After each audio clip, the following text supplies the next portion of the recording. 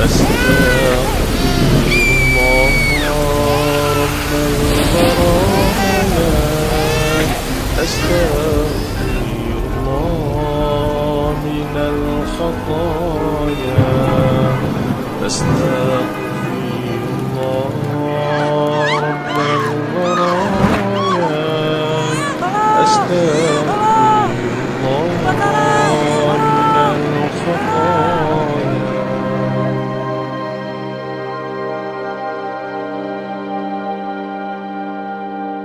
Penataan ruang yang dilandasi oleh Undang-Undang Penataan Ruang memiliki peran strategis dalam mengatasi permasalahan spasial di kawasan perkotaan melalui rencana detail tata ruang sebagai alat utama untuk mewujudkan tertib tata ruang.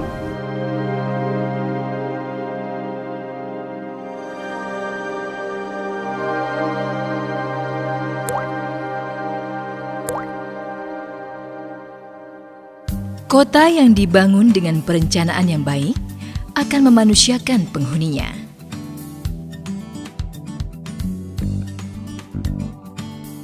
Dengan fasilitas yang memadai, turut membantu meningkatkan kualitas hidup secara merata.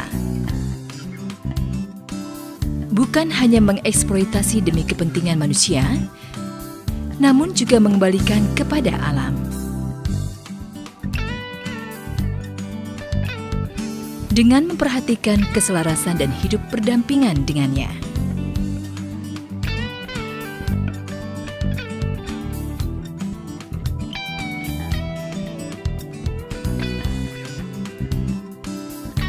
Mengakomodasi teknologi dan entrepreneurship untuk kemajuan bersama.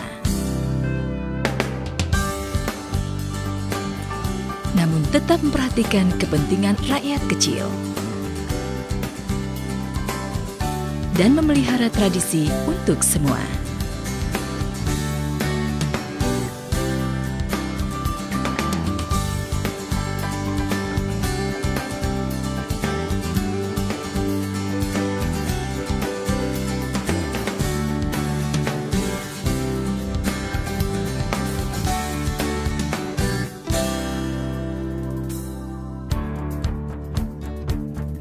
Sudahkah kota Anda ditata lebih manusiawi?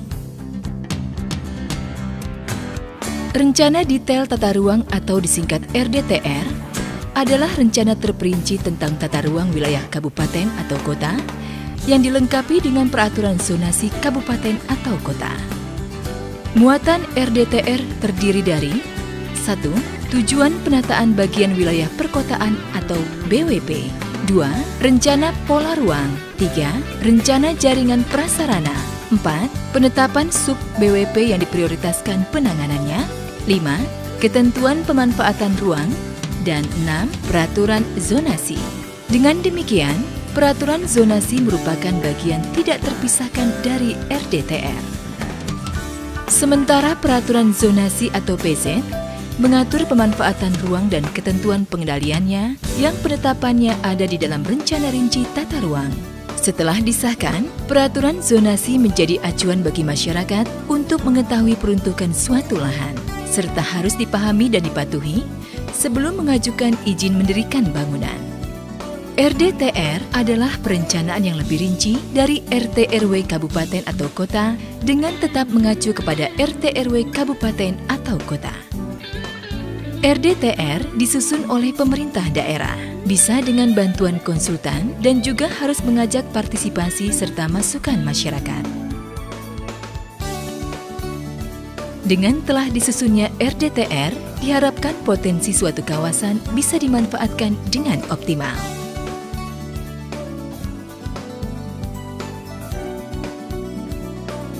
Masyarakat harus dilibatkan dalam penyusunan RDTR, karena merekalah yang harus ikut melaksanakan dan mengawasinya. Misalnya dengan memenuhi aturan yang ada, dengan tidak membangun di sembarang tempat yang tidak diizinkan. Selain itu, masyarakat juga harus mematuhi batasan-batasan yang ada dalam mendirikan bangunan yang disesuaikan dengan kebijakan di masing-masing daerah.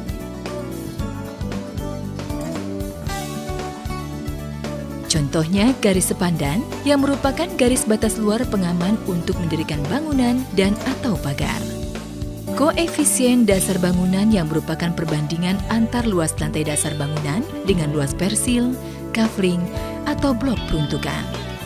Dan koefisien lantai bangunan yang merupakan perbandingan antar luas keseluruhan lantai bangunan dengan luas persil, kafling, atau blok peruntukan. Ketinggian bangunan serta batasan mendirikan bangunan di daerah rawan seperti bantaran sungai.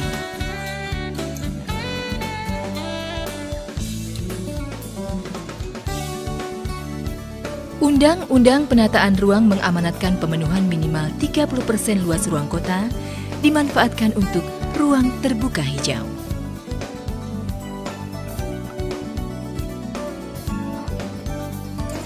Keberadaan ruang pejalan kaki berarti sebuah upaya memanusiakan manusia.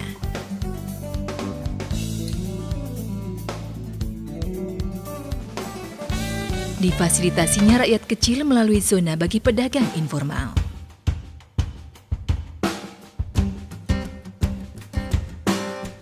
Serta pasar tradisional dan berbagai pemanfaatan ruang lainnya untuk mengembangkan potensi khas suatu daerah.